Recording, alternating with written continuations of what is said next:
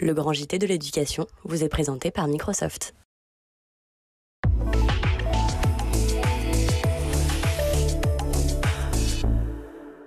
Bonsoir et bienvenue dans le Grand JT. Tout de suite, le sommaire. Les moyens de rémunération du pacte enseignant sont gelés jusqu'à la fin de l'année scolaire et les enveloppes même réduites pour la prochaine saison. Mais alors, que se passe-t-il avec ce dispositif, le pacte enseignant, censé être attractif? On va en parler dans la première partie de notre émission avec notre invité. Redécouvrir le lien à l'écriture et à l'oralité à travers une série de manifestations culturelles. C'est ce que propose la ville de Courbevoie avec le festival Les Mots Libres et une série d'activités tous les week-ends du mois de juin. On en parle avec l'adjointe au maire et déléguée à la culture de la ville. Dans sa chronique, Shirley Adélaïde reviendra sur la folie des notes vocales qui gagnent désormais presque toutes nos communications. Mais tout de suite, place à l'actu avec Shirley.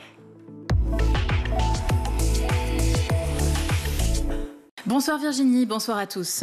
On démarre ce journal avec la mise en examen de l'adolescente de 14 ans qui a tué ce mardi une surveillante dans le collège Françoise Dolto à Nogent en Haute-Marne. Une mise en examen requise par le parquet de Dijon qui met fin à plusieurs heures de garde à vue à la suite de l'arrestation du jeune homme. On l'a appris hier après la première audition de ce dernier. Son acte était bien prémédité. Il l'a reconnu sans éprouver ni regret ni aucune compassion. Les détails de son profil par le procureur de Chaumont, Denis Devalois. Il a indiqué aux enquêteurs avoir voulu s'en prendre à une surveillante, sans cibler en particulier l'une d'entre elles. Il établit peut-être, lui-même, un lien entre le fait d'avoir été sermonné par une surveillante vendredi 6 juin, alors qu'il embrassait sa petite amie au sein du collège. Il déclare avoir ressassé, dès le lendemain, samedi 7, le projet de tuer une surveillante et, selon ses propres termes, n'importe laquelle. Il utilise peu les réseaux sociaux. Pas d'usage excessif des réseaux sociaux, aucun signe évoquant un possible trouble mental, a rajouté le procureur. Mais dans ce profil, beaucoup de paradoxes. L'adolescent était apparemment fasciné par la mort à travers des jeux vidéo violents, des séries macabres. Il a aussi été sanctionné pour des actes de violence en début d'année à l'école. Mais en même temps, il est décrit par son entourage comme sociable, plutôt bon élève, intégré à la vie de son établissement. Il fait même partie des ambassadeurs anti-harcèlement de son collège. Un collège en deuil où les cours ont repris aujourd'hui avec des horaires aménagés et une cellule psychologique. Le maire de Nogent veut assurer au mieux l'accompagnement des élèves, de leurs parents et leurs professeurs. On l'écoute. Reprise des cours dans une atmosphère certes très lourde, mais avec un programme construit qui va être là pour que les enfants puissent échanger et soient vraiment en liberté de parole. Et je crois qu'il faut tout de suite repasser à l'étape d'après, c'est-à-dire pour ceux qui sont là, pour les enfants qui sont choqués, pour les parents qui sont perturbés, qui se demandent et qui se posent plein de questions, et puis le corps enseignant aussi effectivement qui est abattu. Tous les établissements scolaires de France ont aujourd'hui observé une minute de silence à midi pour rendre hommage à Mélanie, 31 ans, la surveillante décédée de ses blessures. 2 jours après ce meurtre, de nombreuses solutions et mesures ont été dégainées par les politiques. Mise en place de portiques à l'entrée des établissements scolaires, interdiction de la vente de couteaux aux mineurs, interdiction des réseaux sociaux aussi pour les moins de 15 ans. Le ministre de l'Intérieur, Bruno Retailleau, appelle à la prudence à ce stade de l'affaire. Je suis favorable à tout ce qui peut améliorer la sécurité. Mais aujourd'hui, il est trop tôt pour en tirer des conséquences. L'enquête nous dira s'il y avait un problème de santé mentale ou si c'était autre chose. Pour Sylvain Courage, directeur adjoint du Nouvel Obs, l'agitation politique et médiatique ne doit pas nous aveugler sur la complexité de la situation. Il s'est exprimé sur France Info ce matin. Tout le monde doit évidemment se tenir à une certaine humilité. Tous ceux qui parlaient de laxisme, de choc d'autorité, tout ça, on voit bien ils étaient à côté de la plaque. C'est inopérant, ça révèle plus les préjugés politiques des uns et des autres, les angoisses d'être pris en défaut, qu'une attention réelle à ce qui s'est produit. Et même le procureur va très vite en livrant tous ces éléments, parce qu'il n'y a pas eu d'expertise psychiatrique, parce que c'est la première audition, et qu'on voit bien la complexité de cette affaire. Et peut-être même, au fond, le caractère incompréhensible du geste. C'est ça, il faut aussi parfois s'y résoudre. L'avocat du jeune garçon a d'ailleurs précisé que les propos du procureur n'étaient pas assez complets et qu'il manquait une expertise psychiatrique pour en savoir plus. La santé mentale, la question soulevée par ce drame, est grande cause nationale de 2025 en France. Aujourd'hui, se sont ouvertes les Journées nationales de la santé mentale. L'occasion pour le ministère de la Santé de proposer un plan d'action détaillé hier soir. 30 mesures comme un point de départ pour un engagement durable afin de prendre en charge la santé mentale des Français, en particulier celle des jeunes. Alors, il s'agira de mieux repérer. Plus d'un jeune sur 5 souffre de dépression depuis la crise du Covid. Yannick Neuder, le ministre de la Santé, veut par exemple former 2 adultes repères dans chaque établissement du second degré et chaque circonscription du premier degré d'ici à 2026. Il s'agira aussi de mieux soigner dans les CMP, ces centres médico-psychologiques. Il y a parfois 1 à 2 ans d'attente. Le ministre propose alors des dispositifs d'urgence. On l'écoute. Il va avoir des phases de délai de consultation sans rendez-vous pour justement quand il y a eu un repérage, notamment dans un établissement scolaire. Quand il y a 2 ans d'attente, c'est que les psys qui y travaillent sont totalement débordés. Je vous parle de coupe-fil, c'est-à-dire que quand vous dépistez un jeune qui peut potentiellement passer à l'acte, eh bien l'idée c'est qu'une fois qu'il a été repéré par des troubles de son comportement, eh bien c'est de pouvoir le mettre dans un parcours de soins, de pouvoir le prendre en charge et dans chacun des CMP qui existent de partout en France, avec des moyens supplémentaires des agences régionales de santé, eh bien, nous allons pouvoir prendre en charge ces jeunes, pourquoi pas les hospitaliser quand il y a besoin, avec des parcours qui seront construits.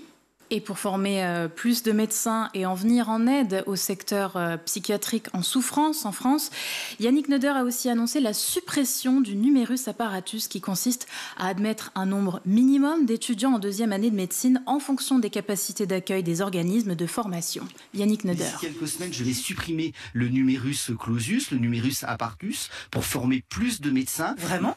Vraiment, le 17 juin, c'est prévu, c'est inscrit à l'ordre du jour du Sénat. C'est une proposition de loi que j'avais portée en décembre 2023. À ce jour, il faut combien de psychiatres ? Parce que tout le monde comprenne, hein, il y a un vrai problème d'attractivité. C'est-à-dire que chaque année, il y a des postes qui sont proposés à l'internat. Nous avons 500 et les étudiants internes en médecine par ne an, veulent pas faire de psychiatrie. 500 internes de psychiatrie par an. L'objectif, c'est de passer à 600 et de pouvoir aller bien plus loin.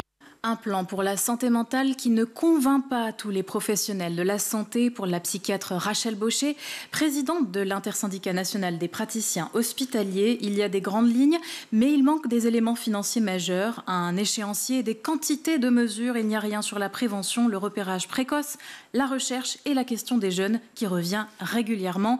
Et pourtant, il y a urgence. Pour rappel, en France, les troubles psychiques touchent environ 1 personne sur 3.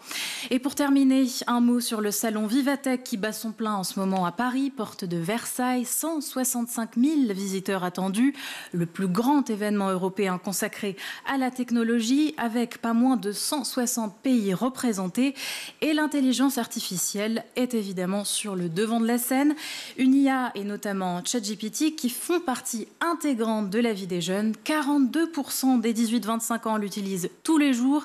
80% au moins une fois par semaine, selon une toute nouvelle étude publiée par l'agence Haven.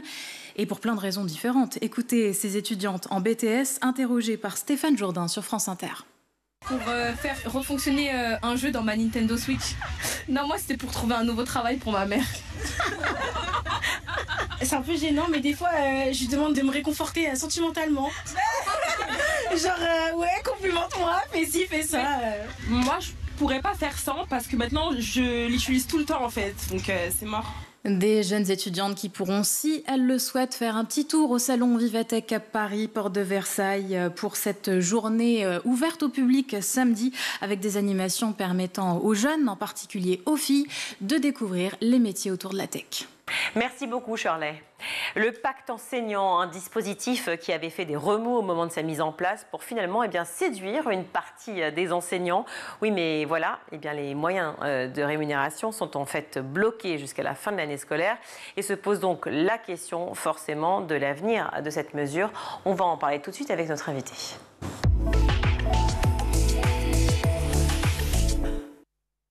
Catherine Nafbekti, bonjour. Bonjour. Merci beaucoup d'être avec nous sur le Grand JT. Vous êtes secrétaire générale du CFDT Éducation, Formation, Recherche publique. Les enveloppes de rémunération des heures supplémentaires liées donc au pacte enseignant sont manifestement gelées. Ça veut dire quoi concrètement? Est-ce que ça veut dire que tous ceux qui ont travaillé plus pour gagner plus, pour reprendre l'expression consacrée, ne vont pas être payés? Alors normalement, le gel des enveloppes d'heures supplémentaires effectives empêche de déclencher de nouvelles missions supplémentaires. Par contre, les collègues qui ont travaillé jusqu'à présent et qui devaient être payés en HSE le seront. HSE pour heures supplémentaires effectives, oui. C'est ça, puisque à l'Éducation nationale, il y a des heures supplémentaires années, les HSA, qui elles sont décidées en début d'année scolaire et qui sont d'entrée de jeu prévues pour toute l'année. Donc ce sont par exemple les 2 heures supplémentaires que les enseignants ne peuvent pas refuser dans le second degré. D'accord. Et les HSE, les heures supplémentaires effectives, sont payées uniquement une fois que le service supplémentaire a été réalisé. Et ça peut être 2 heures dans l'année, comme ça peut être 20 heures dans l'année, selon les situations. Et ce sont ces dernières HSE dont les chefs d'établissement ont découvert que leur volume était gelé courant avril, début mai, jusqu'à la fin de l'année scolaire. On a l'impression, mais on n'a pas de discours clair et explicite du ministère de l'Éducation nationale, que ce gel des enveloppes, il est fait par précaution dans les académies pour en garder un petit peu pour la période de septembre à décembre 2025. Oui, mais alors, attendez, excusez-moi, vous venez de me dire que c'était de avril à décembre, non? C'est ça? C'était gelé? Alors, pour le moment... Pourquoi les garder de septembre à décembre, du coup? Pour le moment, des rectorats ont l'air de vouloir ne pas dépenser ce qui aurait dû l'être en avril, mai, juin. Oui. Pour en garder un petit peu pour le début de l'année scolaire 2025-2026. Et en fait, ça, je dirais que c'est de la précaution par rapport au fait que les rectorats ont bien senti que les restrictions budgétaires vont peser lourdement sur la fin de l'année civile 2025 et qu'il y aura encore des restrictions budgétaires sur l'année civile 2026. Ça dépend des rectorats ou des chefs d'établissement? Ça dépend des rectorats. Et les chefs d'établissement s'en rendent compte parce que dans leurs applications pour payer les enseignants, pour gérer les heures supplémentaires effectives, ils se rendent compte qu'il n'y en a plus pour finir l'année scolaire. Et dans certaines académies, on leur dit qu'il n'y en aura peut-être pas du tout en septembre prochain. Dans d'autres, le message, c'est on fait comme les années précédentes, on dépense moins sur la fin d'année scolaire pour s'en garder un petit peu pour le début de l'année scolaire suivante. Donc pour être clair, tous ceux qui ont travaillé, qui ont fait des heures supplémentaires effectives, donc au-delà effectivement des heures supplémentaires classiques, les HSA, ils vont être payés aujourd'hui, mais en revanche tout ce qui est à prévoir de maintenant à septembre.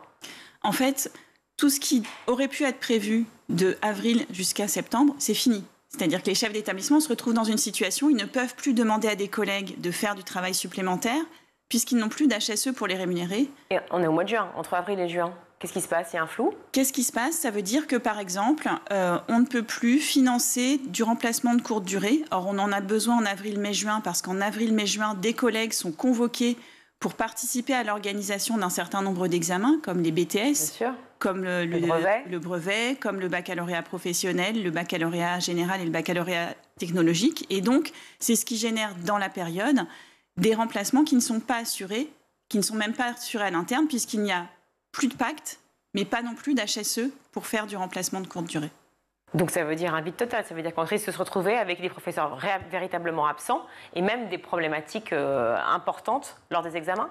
Alors des problématiques lors des examens, non, puisque l'ensemble des collègues, que ce soit les chefs d'établissement ou les personnels enseignants, ont à cœur de réussir le déroulement des examens dans l'intérêt évident des élèves. Personne n'a intérêt à ce que nos élèves et étudiants soient en difficulté pour passer les examens. Donc, tout le monde s'organise pour qu'il y ait des surveillants, des correcteurs, qu'il y ait des secrétariats d'examen qui fonctionnent dans les établissements scolaires qui organisent les examens. Mais ça génère des absences face à élèves pour enseigner et on n'a plus les moyens de financer ces remplacements. Oui, donc ça veut dire qu'on privilégiera vraiment les examens au détriment des cours, de tous les classes qui n'ont pas d'examen cette année-là. C'est pour ça qu'à la CFDT, on interroge en permanence le ministère qui, depuis plus de 30 ans, nous dit qu'il faut reconquérir le mois de juin. Mais on n'y arrive toujours pas parce qu'il y a des examens et c'est légitime aussi de prioriser les examens. Mais le problème, c'est qu'on n'organise pas le système éducatif pour assurer une continuité dans de bonnes conditions pour les élèves qui doivent continuer à avoir des cours et aussi de la préparation à leurs propres examens. Face à des contraintes budgétaires nationales, je cite, le ministère a choisi d'optimiser les crédits en fusionnant les heures sup effectives avec les missions du pacte plutôt que d'augmenter les moyens, pouvait-on lire sur lemonde.fr. C'est ça, en fait, on est dans une logique de répartition et plus... Alors là, on est sans doute... Cette politique-là qu'on a découvert aussi, nous, d'abord par nos adhérents et adhérentes chefs d'établissement, c'est la perspective de ne plus avoir d'heures supplémentaires effectives pour organiser les remplacements de courte durée. Et le ministère semble compter uniquement sur le pacte pour les remplacements de courte durée, à partir de la rentrée prochaine. La difficulté, c'est que le pacte, c'est moins souple que les heures supplémentaires effectives. Il faut prendre d'entrée de jeu un volume d'heures de remplacement pour avoir maintenant une demi-brique du pacte. Alors peut-être qu'on peut refaire un point sur le pacte pour être très clair ensemble, à la fois pour moi peut-être, mais surtout pour tous ceux qui nous regardent. Alors ça veut dire quoi concrètement? Le pacte, c'est quoi exactement? C'est la base du pacte, on la rappelle peut-être. Alors la base du pacte, donc, c'est une politique qui a été élaborée pendant que Pape Ndiaye était ministre de l'Éducation nationale. Le discours qui a été tenu longtemps, c'est un moyen de rémunération qui va permettre de reconnaître du travail aujourd'hui réalisé mais non rémunéré. Et donc, à un moment, il était prévu de reconnaître l'engagement des enseignants, par exemple, dans des projets pédagogiques, etc. Bon, ça a fait long feu très très vite, puisque le pacte est très vite resserré uniquement sur le remplacement de courte durée. Initialement, le ministère avait dit c'est à chaque fois minimum 18 heures de remplacement de courte durée. Ça déclenche une brique du pacte, 1 250 €. On avait dit d'entrée de jeu, 18 heures, ça peut être beaucoup pour un certain nombre de collègues qui, en réalité, n'en font que quelques-unes chaque année, des heures de remplacement de courte durée, ne voudront pas s'engager dans le pacte, puisqu'il faut s'engager, signer une sorte de contrat autour du pacte. Donc très vite, le ministère a accepté de scinder en demi-briques, pour que ce soit plus accessible. Mais il n'en reste pas moins que beaucoup de nos collègues signalent que dans des établissements où le remplacement de courte durée fonctionnait assez bien sur la base des heures supplémentaires effectives, des collègues n'ont pas souhaité rentrer dans la logique du pacte et la machine s'enraye. Parce que, attendez, excusez-moi, c'est plus intéressant en termes financiers, en termes de rémunération, d'aller faire des heures sup que de participer au pacte ou pas? Alors non, en réalité, le pacte est plus intéressant financièrement pour un individu, puisque le pacte permet de rémunérer de la même manière les enseignants, quel que soit leur corps, qu'ils soient agrégés ou certifiés, par exemple, alors que les heures supplémentaires effectives sont mieux rémunérées pour les agrégés que pour les certifiés. Donc de manière purement rationnelle, en rationalité économique, un certifié est mieux payé de l'heure de remplacement qu'il assure s'il accepte le pacte par rapport à une situation où il est en HSE. Mais c'est une rémunération forfaitaire. C'est une rémunération forfaitaire qui est la même. Donc plus élevée que les heures sup a priori, sauf si on est agrégé. Exactement. D'accord. Mais par contre, ça implique de s'engager d'entrée de jeu pour un certain nombre d'heures de travail, et beaucoup de collègues ne souhaitent pas rentrer dans cette logique-là. Donc on perd de la souplesse aussi. Et pour le moment, nous, on a aussi vu une diminution du nombre de briques du pacte allouées aux établissements. Donc en réalité, quand le ministère dit on va optimiser, est-ce que c'est de l'optimisation ou est-ce que ça va être de la réduction des moyens qu'on met sur le remplacement de courte durée, globalement, en additionnant les HSE d'aujourd'hui et le pacte? La vraie problématique, ce sont les remplacements de courte durée ou de longue durée? Alors pour la CFDT, on considère que c'est important d'améliorer le remplacement de courte durée parce qu'il y a des endroits où ça peut être problématique que des élèves ratent beaucoup d'heures dans des disciplines différentes dans l'année. Mais nous, on considère que le remplacement de longue durée, c'est beaucoup plus problématique. Parce qu'un élève de collège ou de lycée qui passe 2 mois, 3 mois, voire 6 mois sans enseignant dans une même discipline, ça veut dire qu'il n'avance pas du tout dans ses apprentissages, voire qu'il peut régresser. Mais ça excusez-moi, est-ce que c'est réel? C'est-à-dire qu'il y a combien d'élèves, un pourcentage, si vous l'avez en tête, qui sont dans cette situation-là, d'avoir des profs absents pendant 6 mois? Alors le problème justement, c'est que notre organisation, et personnellement en tant que secrétaire générale, ça fait plusieurs ministres depuis plusieurs années auxquels je demande d'avoir un bilan objectivé, partagé avec les organisations syndicales des remplacements longs non assurés, que nous ne l'avons pas. Donc nous, chaque année, on essaye de savoir, je dirais par sondage, auprès de nos adhérents personnels de direction et auprès de nos collègues enseignants, ce sont quand même des situations assez fréquentes. Alors dans des disciplines identifiées, c'est fréquemment, ça peut être plus fréquemment le cas en mathématiques, on a des cas aussi en SVT, on a des cas en langue. On sait qu'on a des cas importants aussi dans les disciplines de lycée professionnel et en économie-gestion. Et c'est lié à une difficulté à recruter. Les concours ne font pas le plein et on a aussi du mal à recruter des enseignants contractuels. Et donc, on a, oui, des classes qui restent sans enseignants pendant de nombreux mois.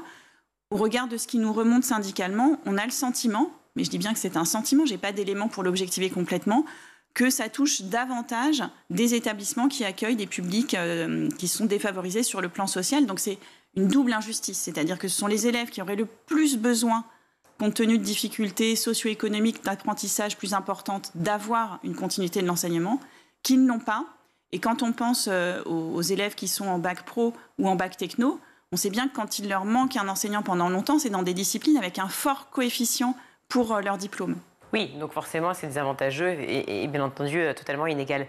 Lorsque vous parlez des contractuels, les contractuels peuvent aussi prétendre au pacte enseignant ? Alors, les contractuels peuvent aussi prétendre au pacte enseignant, tout à fait. Mais là, quand j'évoquais le recrutement de contractuels, c'est que pour assurer des remplacements de longue durée sur un service entier, c'est-à-dire que quand un enseignant est absent sur une longue durée, il ne manque pas quelques heures dans la semaine, il manque 18 ou 20 heures dans la semaine. Là, on ne peut pas recourir au remplacement à l'interne. Ça ne va pas fonctionner parce que les collègues ils vont craquer. S'ils ajoutent trop d'heures à leur service, ça ne tient pas. Et donc, c'est là qu'on a besoin soit de titulaires sur zone de remplacement, mais dans beaucoup d'académies, il n'y en a plus de disponibles, soit on a besoin d'arriver à recruter des contractuels. Et là aussi, on a des alertes fortes d'académies qui, pour des raisons d'économie budgétaire, ont fermé le recrutement de contractuels. On a ce retour dans l'académie de Rennes, dans l'académie de Créteil aussi. Et on risque de retomber, c'est une alerte qu'on va faire auprès de la ministre pas plus tard que demain, puisque nous la rencontrons, d'académies qui annoncent qu'elles ne vont pas renouveler les contrats des contractuels qui exercent cette année, qui sont en CDD. Elle ne va pas leur annoncer le renouvellement dès le départ en vacances, c'est-à-dire dès fin juin, début juillet. Parce que comme ça permet d'éviter de les payer pendant les 2 mois d'été. Sauf que les dernières années que cette politique a été tentée de nouveau, hein, nous on a longtemps dénoncé les intermittents de l'éducation nationale, on ne les retrouve pas forcément à la rentrée de septembre. Mais attendez, si je comprends bien, ça veut dire qu'on a donc des académies où il manque cruellement des profs, avec des familles qui se plaignent, avec une situation dramatique, on voit bien qu'on est quand même dans la logique de l'apprentissage, de la citoyenneté qui s'opère d'un enfant qui donc doit poursuivre, et c'est un droit républicain donc de faire ses études. Et donc il ne va pas pouvoir maintenir et continuer ses études normalement, et pour autant on ferme les vannes pour des raisons budgétaires de la possibilité d'engager des contractuels.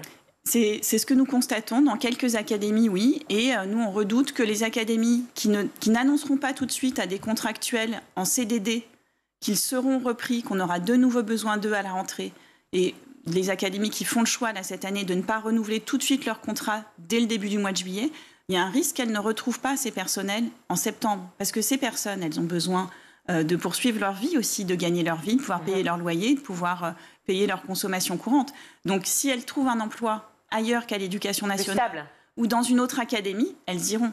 Et à la rentrée de septembre, on aura des difficultés pour que tous les postes soient occupés. Ce sont toujours les mêmes qui trinquent, c'est-à-dire que la plupart des contractuels partent vers les académies dont on est sûr qu'effectivement il y aura un avenir. Et puis les autres, eh bien, très souvent, effectivement, bien, les campagnes, les petits villages, les territoires, ce qu'on appelle les territoires aujourd'hui. Alors oui, en fait, ce sont les zones les moins attractives dans chaque académie.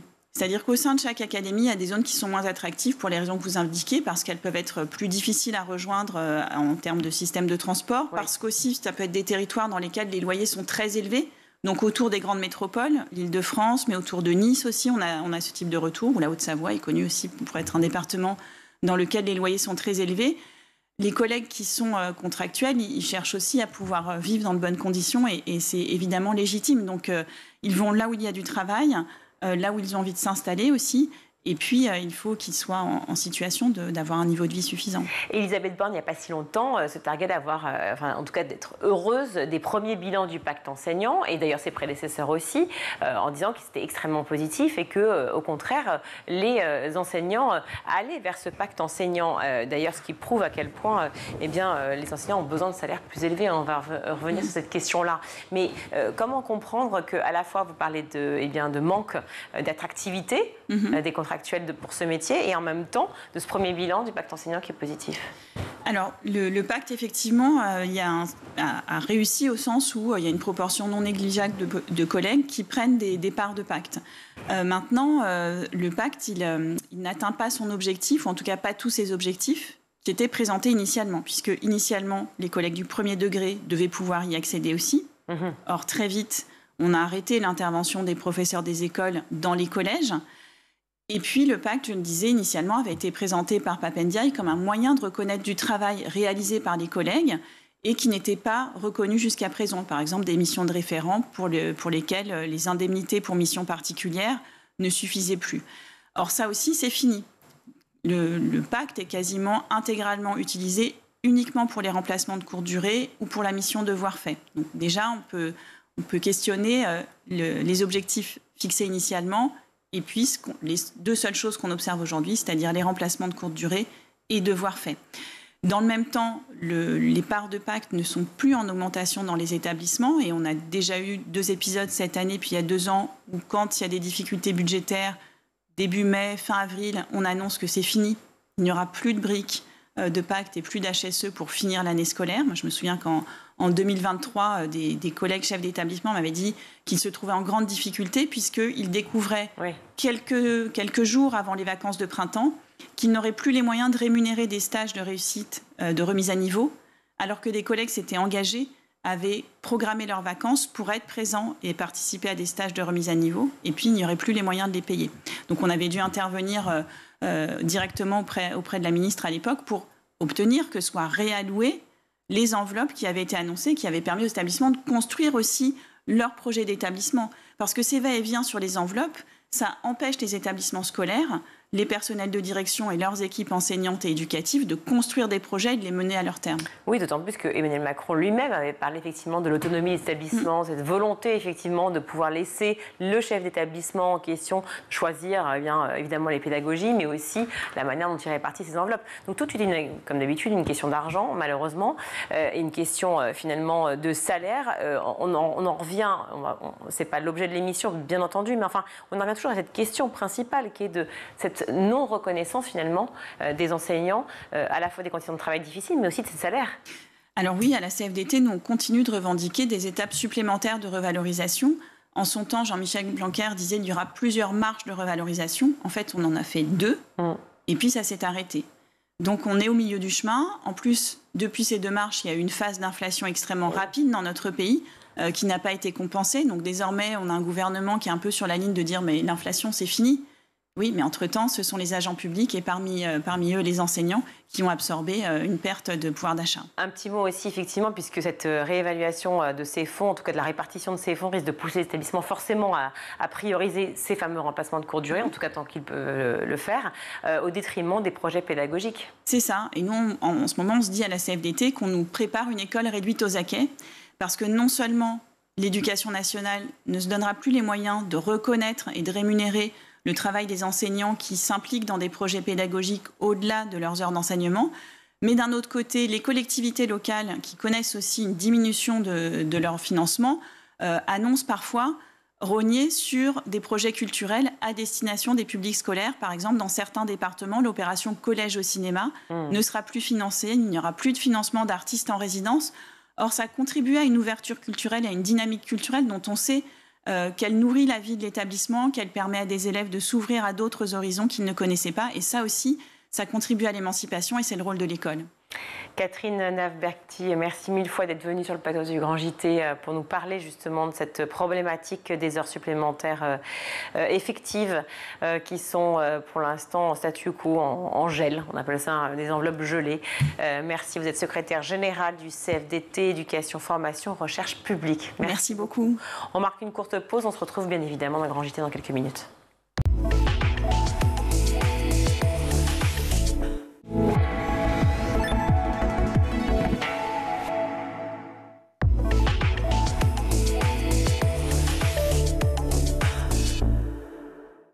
De retour dans le Grand JT, je suis ravie d'accueillir Sandrine Penet. Bonjour. Bonjour. Merci beaucoup d'être avec nous. Vous êtes adjointe au maire et déléguée à la culture de Courbevoie. Pour ceux qui ne connaissent pas encore Courbevoie, allez-y, c'est juste à côté de Paris. Et c'est une très jolie ville, formidable, et qui devient capitale du mot pendant un mois, tout le mois de juin, pour justement redécouvrir l'importance des mots, du mot on dit en général, mais c'est vrai que c'est des mots bien entendu, du vocabulaire. En quoi c'est important de pouvoir connaître la valeur et le sens des mots?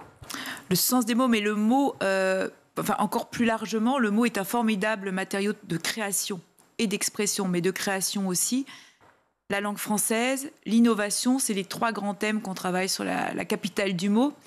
Le mot, c'est ce qui permet de s'exprimer. Ça veut dire que c'est ce qui se permet de se faire comprendre, c'est ce qui permet d'apporter de la nuance et donc de s'émanciper. Voilà, favoriser son esprit critique, évidemment. Plus on est dans la nuance, plus on arrive à exprimer ce que l'on veut dire.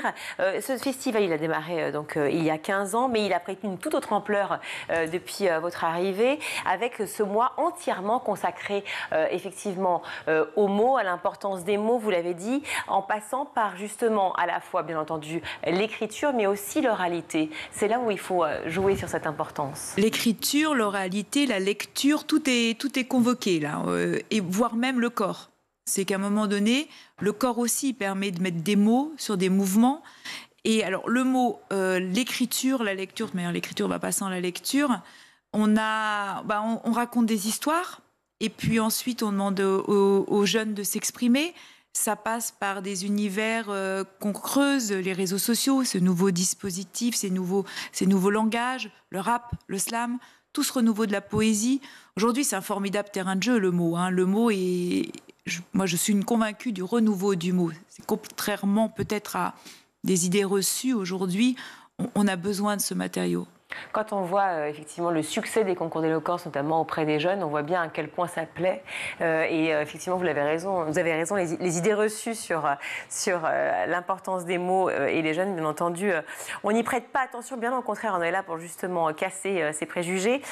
Vous convoquez donc tout un tas d'artistes. Je crois qu'il y a, j'ai bien lu une trentaine, non pardon, je ne sais plus, trentaine d'artistes qui vont être présents effectivement dans 5 lieux principaux de la ville, autour de ce boulevard des mots. Et vous avez un thème, vous venez de l'évoquer, aujourd'hui, c'est encore les mots, encore en 2 mots.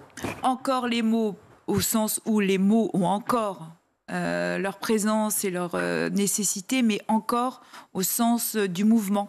C'est-à-dire qu'on s'est aperçu aujourd'hui que vous parliez du slam, de l'éloquence, du rap. C'est pas sans lien avec la danse, c'est pas sans lien avec les danses urbaines, c'est pas sans lien avec comment le corps s'exprime aussi. Et on l'a vu ce week-end, on a eu que ce soit Christophe Licata de Danse avec les stars ou Angelina Bruno qui nous expliquait comment la danse finalement permet de survivre aussi. Et quand il n'y a plus les mots, l'autre langage reprend du sens. Et il y a des allers-retours comme ça à faire, et c'est ce qu'on a fait là. Ensuite, les mots, on les interroge aussi sur des expériences autour de l'écriture. Donc on a plein d'ateliers avec des ateliers. Vous parliez d'artistes, donc on a autant des auteurs que des comédiens, que des rappeurs. Mais là on a beaucoup d'ateliers avec les enfants, mais pas que les enfants, mais les enfants aussi. On a plus d'une quinzaine d'ateliers avec des auteurs jeunesse qui les plongent dans leurs univers, des lectures de contes pour les plus petits. Parce qu'on traite du 0 à 77 ans, mais le 0-3 ans aussi, où on raconte des histoires en français. On a des heures du conte avec plusieurs langues, en anglais, avec du langage des signes. C'est qu'à un moment donné, les enfants captent aussi ces mouvements. Quand on parlait du corps, le langage de signes, c'est en mouvement, c'est pas un mime, mais quasiment, on mime les mots. Et ça, on les embarque aussi grâce à ça. Voilà, plusieurs univers, effectivement, vous proposez à Courbevoie, mais pendant un mois. Alors, un mois de festival, un mois de mots, donc un mois d'ateliers, vous l'avez dit, et d'événements. Comment vous arrivez à choisir, à répartir tous ces moments et comment surtout le vivent... Alors, comment on appelle les habitants de Courbevoie ? Les Courbevoisiens et les Courbevoisières. Voilà, comment le vivent les Courbevoisiens ? En fait, on a donc ce programme sur tout le mois, mais avec des découpages, avec des fils rouges par week-end, et puis de la programmation sur toute la semaine. Donc le fil rouge, on a commencé avec la danse. On va avoir un fil rouge sur oser l'écriture. Donc là, on va se mettre autour d'une écriture, de la lecture. Il y a des dictées. Ça, c'est un formidable rendez-vous. Les enfants, mais les parents aussi, et parfois, qui est le junior, qui est le senior, on se le demande, parce qu'on a des dictées à différents niveaux, et il y a des enfants qui tentent le coup à la fin de la dictée, donc, parce qu'il y a la grande dictée de Julien Soulier, oui, qu'on développe, c'est une exclusivité avec la Fondation Voltaire. Et puis on a la dictée géante cette année de Sankari aussi, qui est plus populaire, où là on aura beaucoup plus de monde. Donc on va travailler sur l'écriture. Et puis on a l'essence. Alors l'essence, c'est un 3e fil rouge qu'on développe. Où là, c'est ce week-end, pardon. L'essence en éveil. Exactement. Ouais. Là on va avoir le loto des odeurs, des senteurs, des goûts, où les enfants vont mettre des mots sur leurs ressentis. On va avoir un atelier de sophrologie avec le chocolat. Et quand on mange du chocolat, qu'est-ce qui se passe? Quels sont les mots qu'on peut mettre en correspondance avec nos sens, avec ce qu'on voit, avec ce qu'on ne voit pas, et avec nos émotions aussi. Exactement. Donc très vite, les émotions sont là.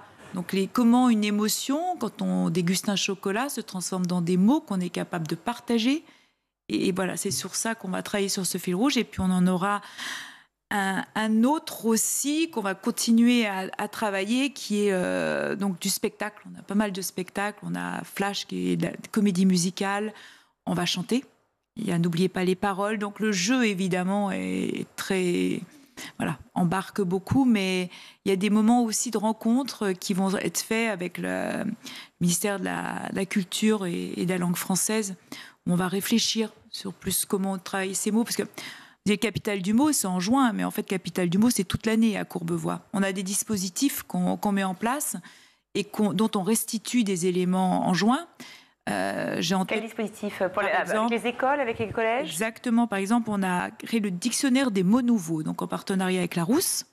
Et on a la chance d'avoir sur le territoire Bernard Cerchiglini, qui est l'ancien directeur de la francophonie, conseiller sur la langue française, avec qui on a décidé dans le cadre du plan français, de venir finalement un peu en aide, si je puis dire, ou en soutien aux enseignants, pour voir comment on pouvait travailler sur le mot. Et là, on a donc créé ce dictionnaire des mots nouveaux. Donc les enfants se mettent dans les écoles à créer des mots nouveaux. Donc ils les créent, ils les décrivent, ils les définissent, ils les mettent dans des phrases, ils les illustrent, ils en donnent des synonymes. Et ça donne un formidable terrain de création. J'en ai un en tête qui s'appelle le Peter Pantalon. Le Peter Pantalon, c'est quoi le Peter Pantalon? C'est le pantalon pour les enfants qui ne veulent pas grandir. Pas mal. Et donc un enfant a fait une phrase, il dit, il avait 5 ans et il continue à Peter Pantalonner. et donc c'est presque de la poésie en fait. C'en est, bien sûr.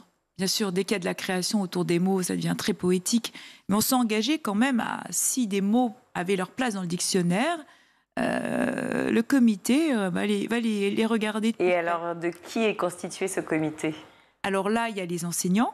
On a le comité Larousse. Là, on parle du vrai comité de Larousse qui regarde de près, puisque le tout, c'est d'expliquer aux enfants aussi, enfin pas qu'aux enfants, comment ils forment un dictionnaire. Ils ont compris qu'on en remettait des pages et des pages, mais que tout n'a pas sa place dans un dictionnaire.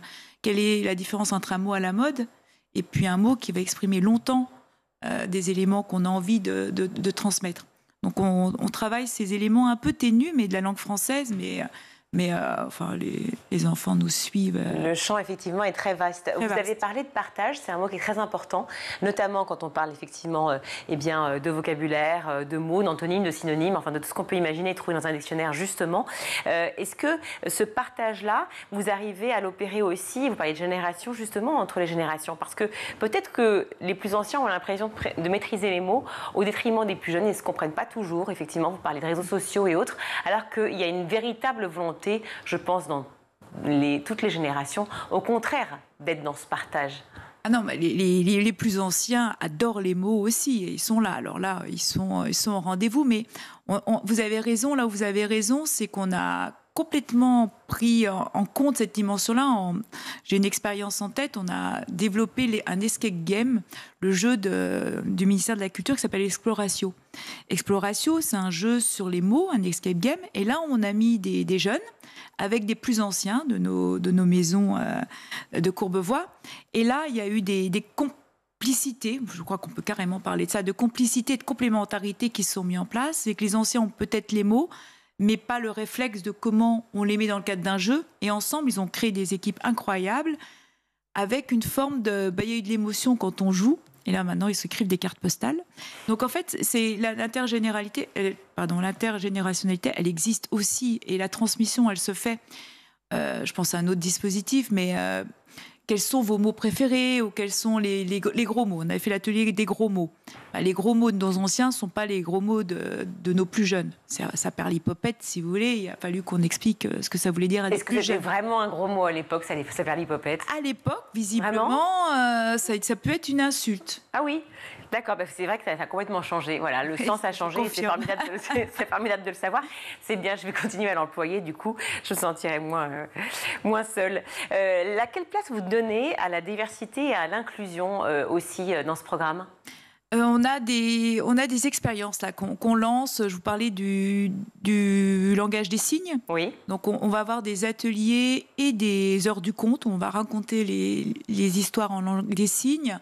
On a des spectacles très inclusifs. Là, on a Percujam, où on va avoir des enfants autistes qui vont être sur scène. Ça envoie beaucoup de sons et du gros son, mais on voit à quel point ils ont aussi, il y a plein de zones d'expression différentes qui seront avec nous pendant tout le mois. Et on le travaille aussi avec toutes ces différences en fait qui viennent enrichir formidablement bien les vocabulaires. Et oui, on l'entend, la vibration effectivement des percussions. On est toujours dans le thème effectivement encore les mots, encore en 2 mots. Donc je le redis, hein, c'est bien en fait tout le mois de juin à Courbevoie que cela se passe, la capitale du mot, pour redécouvrir ce lien essentiel entre l'écriture et l'oralité. Avec, alors j'ai noté 80 rendez-vous. Je me suis trompée ou pas? Ça me paraît énorme. Bah oui, c'est énorme. Je vous conseille à tous d'aller sur sortiracourbevoie.com, le site. Vous aurez le programme en entier. Non, c'est bien ça. 80. Et avec des personnalités autres que celles que vous avez déjà citées, c'est-à-dire les danseurs qui seront là, les théâtres, est-ce que vous avez aussi des personnalités qui ont voulu et tenu à être là, qui peut-être sont courbevoisiens justement, courbevoisiennes? Alors, on a des courbevoisiens, on a des courbevoisiennes, on a en termes de spectacle, tout notre territoire est embarqué, hein, tous nos libraires sont là, nos bibliothécaires font partie du jeu évidemment. On aura le plaisir de remettre le prix des libraires en scène aussi pendant le festival. Mais on a des artistes aussi qui viennent évidemment. Donc on va avoir des slammeurs.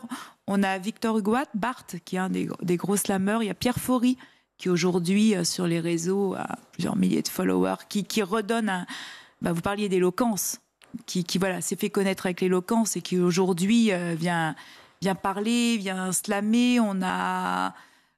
qui c'est que je peux... Un château en Suède aussi, qui est le premier texte de Sagan qui sera monté. Bruno Solo vient avec un texte formidable, Le Dîner. Et puis là, en musique, il y a la Grande Sophie. Le Festival des mots libres a aussi cette spécificité de tester des expériences. C'est-à-dire que le public joue le jeu, mais les artistes aussi. Ils viennent tester des choses en exclusivité. Donc la Grande Sophie viendra chanter, mais lire aussi ses textes. Marie Pavlenko aussi sera en lecture musicale. Bravo, ça donne vraiment Albin de la envie, Simone vient présenter son premier album dessiné. Eh bien, écoutez, formidable ce festival à Courbevoie. Donc, c'est dans le 92, hein, dans les Hauts-de-Seine, juste à côté de Paris, vraiment, il suffit de traverser. Et on y est. Plein de moments forts. Les week-ends, peut-être plus importants forcément que la semaine, mais enfin, il reste quand même des moments forts aussi en semaine. À la fois le mouvement, les sens en éveil, l'écriture, l'oralité, les espaces d'expression. Vous aurez tout, effectivement, à Courbevoie ce mois de juin. Profitez-en. Merci beaucoup, Sandrine Penel, d'être venue dans le Grand JT pour nous parler de cette ville, Courbevoie, qui est capitale du mot pour le mois de juin. Merci à vous pour l'invitation et on se retrouve tous au Festival des mots libres. Tout de suite, on va retrouver Shirley pour sa chronique.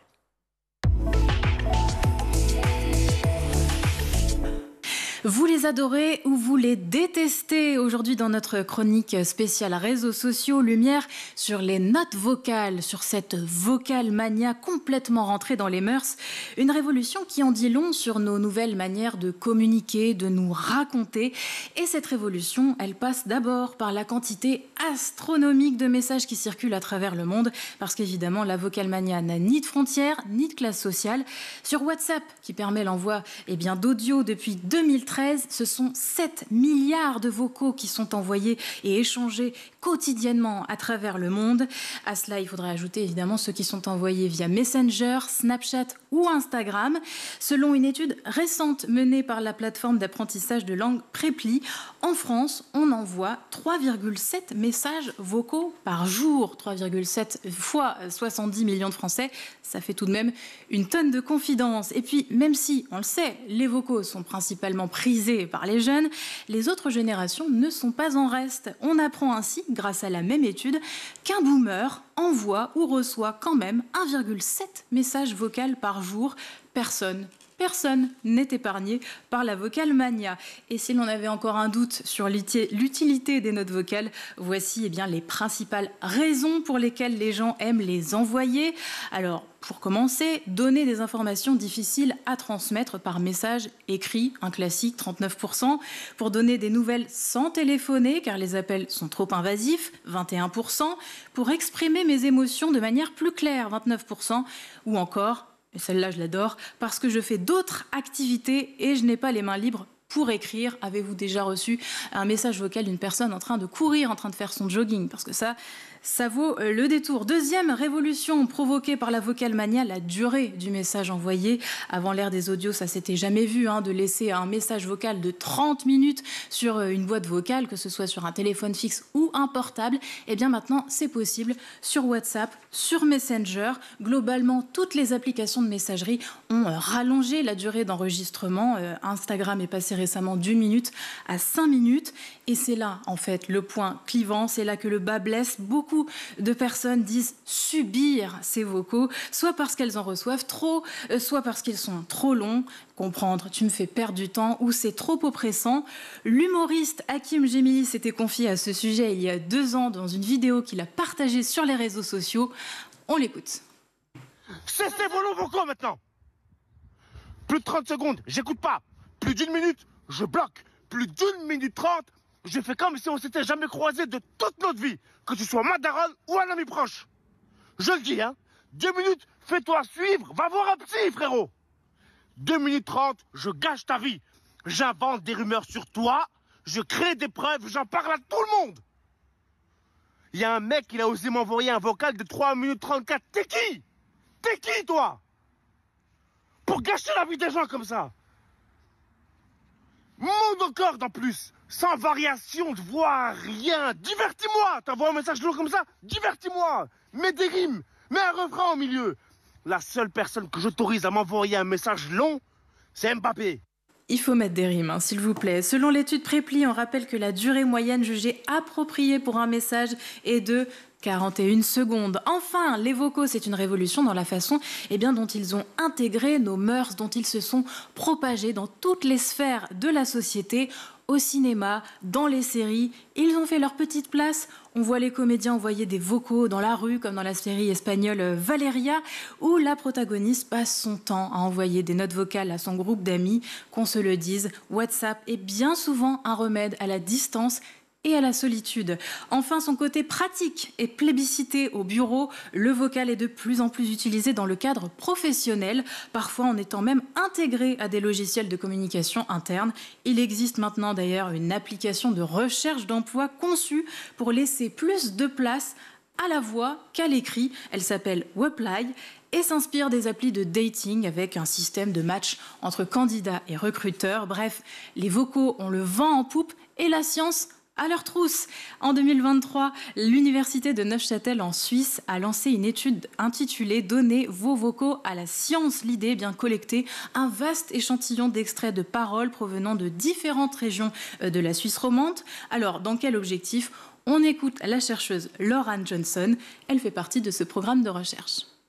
On récolte ces données pour les étudier, pour étudier ce nouveau moyen de communication qui s'est popularisé notamment chez les jeunes, mais pas seulement.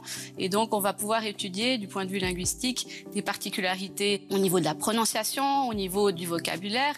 Et c'est aussi des données qu'on va exploiter d'un point de vue pédagogique pour l'apprentissage du français, par exemple. Alors peut-être que les vocaux n'améliorent pas notre déconnexion technologique, mais bon, tout de même, elles parviennent à nous connecter de manière chaleureuse, spontanée, humaine, n'en déplaise aux allergiques des vocaux qui risquent d'avoir de plus en plus de crises d'urticaire car les notes vocales n'ont pas dit leur dernier mot. Merci beaucoup Shirley pour cette chronique. Tout de suite, on va retrouver le meilleur de School TV avec le Zap. génération évolutive avec quand même quelques traits communs. Le premier, c'est le souvenir qu'ils ont tous du premier porno, souvenir qui remonte généralement quand ils ont une douzaine d'années. Exactement, oui, 12 ans, c'est l'âge moyen. C'est l'âge moyen du premier visionnage porno, et c'était aussi la moyenne de mon échantillon pour le premier visionnage.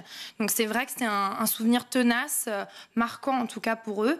Ils n'ont pas tous la même réaction vis-à-vis de ça. Souvent c'est assez partagé. Soit c'est une fascination qui va les pousser en fait à revoir pour comprendre en fait ce qu'ils ont vu, parce que c'est une réaction totalement normale. Les psychologues spécialistes de la pornographie en parlent. Ils disent que finalement le cerveau d'un enfant n'est pas encore suffisamment mature en fait pour comprendre ces images-là, et donc il y a une fascination qui peut s'exercer, ou alors un rejet complet, presque un dégoût finalement de ce que peut être la sexualité à travers ces images parfois violentes. C'est quand même un premier contact d'une grande violence. Vous parlez de viol psychique. Oui. C'est pas moi qui le dis, c'est une psychologue clinicienne, Maria Hernandez Mora, qui est spécialiste de l'addiction à la pornographie, et elle n'hésite pas à parler vraiment d'addiction à la pornographie, et elle rencontre des jeunes patients, adolescents, et les mineurs représentent 50% de ces patients. Et une de vos interlocutrices, assez beau, la boîte de Pandore a été ouverte. Oui. Elle est tombée dans l'addiction. Ouais. Oui, c'est une jeune femme de 23 ans, effectivement, qui raconte son premier visionnage porno entre copines, où finalement c'est une soirée pyjama comme une autre, et la boîte de Pandore s'ouvre, effectivement. Il y a le premier visionnage, et après, c'est une fuite en avant. Mais ce que je remarque, c'est qu'il y a une accélération en fait, de la consommation pendant la puberté, pendant l'adolescence. Et après, généralement, quand ils ont des cadres, quand ils sont assez structurés à la maison et entourés, finalement, ce rapport un peu addictif commence à s'atténuer au moment où la vie sexuelle commence véritablement. Ce qui est sûr, c'est qu'il va y avoir une nouvelle école qui va sortir de terre. On en parle depuis très longtemps, effectivement, mais c'est un projet de longue haleine. Je parle bien sûr de l'école Jean Jaurès, qui va donc sortir de terre. Oui, pour la rentrée septembre, prochaine, pour septembre. Exactement, pour on septembre. Sera prêt. Pour septembre 2025, il faut qu'on soit prêt. J'ai vu sur plan, on n'a pas le choix. Ça a l'air magnifique. C'est, je pense, magnifique. C'est à hauteur d'enfant, c'est très végétalisé. 2500 mètres carrés de surface. 2500 mètres carrés de surface. On a été aussi beaucoup en concertation avec la communauté éducative, parce que c'est une école maternelle, donc à destination des tout-petits. Et il y a des choses que parfois nous ne pensons pas, comme d'avoir des toilettes directement à proximité, vous voyez, par exemple, du dortoir. Ouais, parce que quand on est tout seul à surveiller le dortoir et qu'on a un petit qui demande à aller aux toilettes, c'est mieux que les toilettes soient pas trop loin. Voilà. Sûr. Ouais. Donc on s'est vraiment appuyé aussi sur le corps enseignant, et voilà, c'est une très belle école dont on est fiers. On aura un bel Vous l'avez pensé comment? Vous l'avez voulu comment? Je sais qu'elle va être polyvalente, elle va être, j'imagine, durable. Absolument, durable évidemment, qui respecte toutes les normes écologiques. On a souhaité qu'il puisse y avoir une vraie cour oasis à l'extérieur, et cour oasis qui ne sera pas simplement réservée en fait à l'école, aux enfants ou à la communauté éducative, parce qu'on est dans une zone pavillonnaire qui est très dense. Châtillon, c'est la 20e ville la plus dense de France. On est sur un peu moins de 3 km², près de 39 000 habitants, comme beaucoup de villes de la petite couronne, et on manque d'espaces verts. En tout cas, ceux qu'on a, il faut les sanctuariser, il faut en penser d'autres. Et donc dans cette zone pavillonnaire, on a souhaité y mettre cette école avec cette cour oasis, avec donc cette cour indépendante qui pourra aussi bénéficier au voisinage. Mathieu Hubert, donc vous êtes étudiant entrepreneur et vous avez créé une entreprise qui s'appelle Univoice. Vous avez seulement 20 ans. Je serais ravie d'en savoir un petit peu plus justement sur ce que fait Univoice. On va poser les bases avant justement de parler un petit peu avec vous de votre parcours d'étudiant entrepreneur et puis de l'intelligence artificielle, parce qu'en fait l'intelligence artificielle, elle est au cœur de votre projet, de ce que je comprends. Très bien, ouais. Donc nous, on développe une IA vocale qui va permettre aux entreprises d'automatiser leurs interactions téléphoniques, que ce soit appel entrant ou sortant. Donc maintenant, depuis 1 an, on fait cette activité. Après, si on revient sur, si on reviendra sur ce que j'ai fait avant, etc., on a développé autre chose. Mais c'est vrai que là, depuis 1 an, on est axé sur ce produit qui nous permet d'automatiser ces standards ou de venir soulager les équipes des standards téléphoniques. Et vous n'en êtes pas effectivement à votre premier coup d'essai, on va en parler. Vous êtes aujourd'hui en tout cas étudiant en 3e année d'école d'ingénieur, mais vous avez lancé votre projet à peine 18 ans, c'est ça, juste après le bac? C'est ça, j'avais à peine 18 ans et on a lancé une entreprise qui permettait d'implémenter l'intelligence artificielle dans des logiciels dans les entreprises, donc des ERP, des CRM, etc., pour pouvoir automatiser certaines tâches. Et donc du coup, on a commencé avec ça, on a mis les mains dedans et on n'a pas pu se retirer de l'aventure, mais on a trouvé quelque chose de mieux, entre guillemets, de faire un produit qui répond à des besoins dans tous les domaines, dans tous les secteurs d'activité. Les réseaux sociaux, c'est vrai que pour moi, c'est une toile de fond très importante en fait pour décrire comment ils se construisent sexuellement, comment ils se positionnent dans les rapports de séduction entre garçons et filles notamment.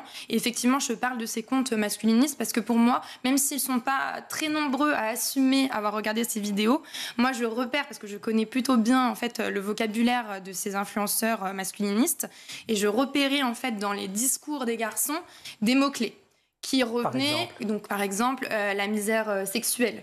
Donc ça, on sait très bien que c'est vraiment un concept qui est complètement issu des sphères masculinistes. Qu'on retrouve chez les incels. Voilà, exactement. Incel pour célibataire involontaire. Donc c'est une frange, on va dire, du masculinisme, pardon. Et en fait, donc ces masculinistes estiment que finalement leur misère sexuelle, donc le fait qu'ils n'arrivent pas forcément à concrétiser des relations romantiques et sexuelles avec les femmes, c'est vraiment dû à cette société post-MeToo, voilà, et l'évolution des droits des femmes et le fait que finalement les femmes ne sont pas attirées par la majorité des hommes. Alors vous dites que vous les connaissez, on sent, vous le dites, que vous avez regardé des heures et des heures de ces vidéos. L'image qu'elles renvoient de ces femmes est quand même... Enfin, ça donne des frissons, quoi. Elles sont ramenées au rang d'objets, de corps à posséder. Enfin, c'est terrifiant quand même. En fait, pour moi, le numérique et le discours qu'il peut y avoir sur les réseaux sociaux, c'est un effet de zoom sur quelque chose qui existe en fait depuis très longtemps. C'est-à-dire, voilà, les femmes ne sont pas vraiment libres dans leur sexualité, ou alors, si elles le sont, elles vont forcément être jugées pour ça. Donc, par exemple, ça, c'est quelque chose qui revient énormément dans les discours masculinistes. C'est cette idée que les jeunes femmes qui auraient une liberté sexuelle et qui enchaîneraient les partenaires seraient considérées comme voilà, des femmes moins respectables que les autres. Et ça, finalement, c'est quand même une idée qui est assez ancienne. C'est juste qu'elle est remise au goût du jour et matraquée en fait à la jeunesse, à un âge où finalement les garçons ont du mal à se positionner vis-à-vis des filles. Et c'est bien normal, ça fait partie aussi de l'âge. Et donc en fait, ils exploitent, ces influenceurs exploitent en fait les failles de ces adolescents et de ces hommes en devenir. Pourquoi vous sanctuarisez le vendredi midi ? Alors, j'ai entendu parler de cette histoire, c'est vrai ou pas ? Oui, c'est vrai. Vous allez manger à l'école ? Alors, le vendredi, c'est vrai ? On n'a pas forcément le temps d'y manger. D'accord. Mais en tout cas, on va dans une école de la ville tous les vendredis midi. D'accord. La première chose qu'on fait... Du coup, avec votre adjoint avec à l'éducation. mon adjoint Antoine. D'accord, Antoine. Et donc, la première chose qu'on fait, on va dans la cour, on arrive, voilà. Donc, généralement, vous avez tous les enfants qui viennent. Ah, il y a la mère, il y a l'adjoint, etc. Et on a comme ça un moment d'échange avec eux qui est formidable. On descend ensuite à la cantine, c'est important. Ça nous permet de voir aussi ce qu'il y a ou pas dans les assiettes. Donc, on sait si c'est apprécié, on sait si ça l'est pas. On a des retours aussi des enfants. Vous savez, les l'échantillonnais sont vindicatifs. Vous faites des ajustements après ces retours ? Oui, tout à fait. Par exemple, quoi, par exemple ? Alors, par exemple, l'omelette. Il y avait un retour en fait permanent des enfants sur la question de l'omelette. Qu'est-ce qu'elle a, l'omelette ? L'omelette, vous savez, c'est clivant et surtout comme je crois que ça doit être lyophilisé ou quelque chose comme ça. Elle n'a pas forcément une texture. Elle est très bonne, mais la texture pour les enfants, elle peut apparaître un peu comme étant étonnante. Donc on a supprimé en fait l'omelette. Tout simplement. Il n'y a plus d'omelette à Châtillon. Lyophilisé. Voilà. Donc ils ont par contre évidemment plein de choses, mais et je le réitère ici publiquement, non, on ne pourra pas avoir que des hamburgers, des nuggets et des spaghettis. C'est ça les retours. Les enfants. On veut des nuggets, on veut des nuggets de poulet. Mais il y a aussi tout le développement autour du goût qui est hyper important, c'est-à-dire qu'il y a des légumes, voilà. Du bio aussi ? Du bio, évidemment. On a près de 20% en fait de nos repas qui sont bio. On a des repas végétariens, ce qui permet aussi de montrer aux enfants que il n'y a pas que de la protéine animale, qu'il peut y avoir aussi autre chose. Et c'est évidemment en complémentarité de l'apprentissage du goût à la maison. Mais ça nous permet au moins aussi, enfin voilà, d'avoir quelque chose qui soit très étoffé à destination de tous les enfants. Votre entreprise s'appelle donc Univoice. Pour bien comprendre ce que vous faites, notamment à l'heure de l'intelligence artificielle, est-ce que vous voulez bien nous expliquer concrètement ce que fait votre assistant vocal doté d'IA qui s'appelle Julie AI? C'est un agent vocal intelligent. À qui ça s'adresse exactement et quels problèmes ça résout au quotidien? Du coup, nous, principalement, on va automatiser les appels entrants, donc les secrétariats téléphoniques, la prise de rendez-vous, la prise d'informations, les horaires d'ouverture, etc. On va venir se connecter au logiciel des entreprises, que ce soit du coup CRM pour les analyses en fait quand on reçoit un appel, on va regarder s'il est déjà dans notre base client pour pouvoir dire bonjour, c'est Philippine, vous êtes déjà dans la base client et vous avez ça à faire tel jour pour les rappels par exemple. On vient vraiment se connecter à tout un hub de logiciels pour que l'entreprise en fait elle puisse automatiser tout ce secteur.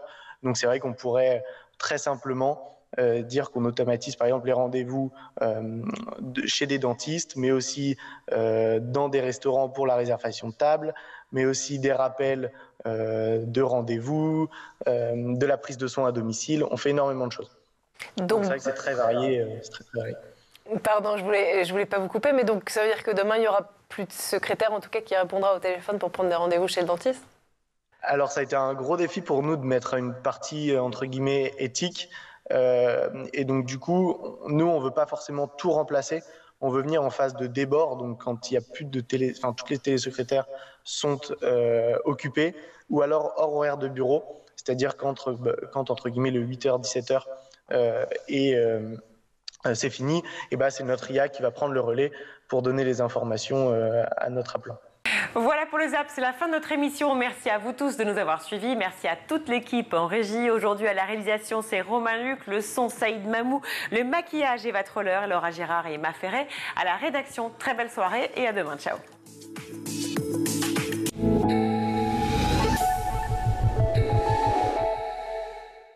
Vous avez regardé le Grand JT de l'éducation avec Micro.